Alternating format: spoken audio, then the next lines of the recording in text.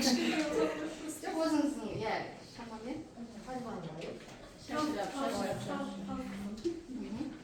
Оң жағына пальма талын саламыз. Енді сол жағына қайықпен суретін саламыз.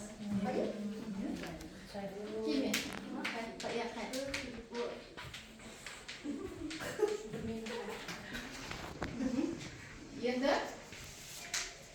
Енді сол жағындағы пальма талының түбіне қайтып барамыз да, жатқан адамның суретін саламыз.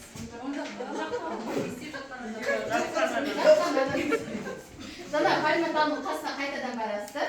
Сіз сол пальма талының түбіне жатқан адамның суретін саламыз. Сурет салып оқышым жоқпыз ғой? Жоқ, өзіңіздің фантазияларыңызбен қалай ойлайсыз?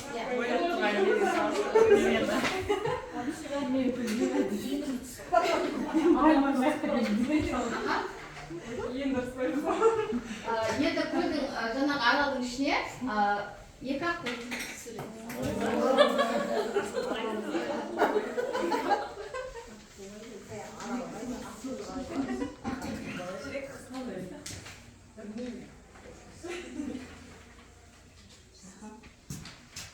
Енді қолымызға алып қарайық, нұсқаулық бойынша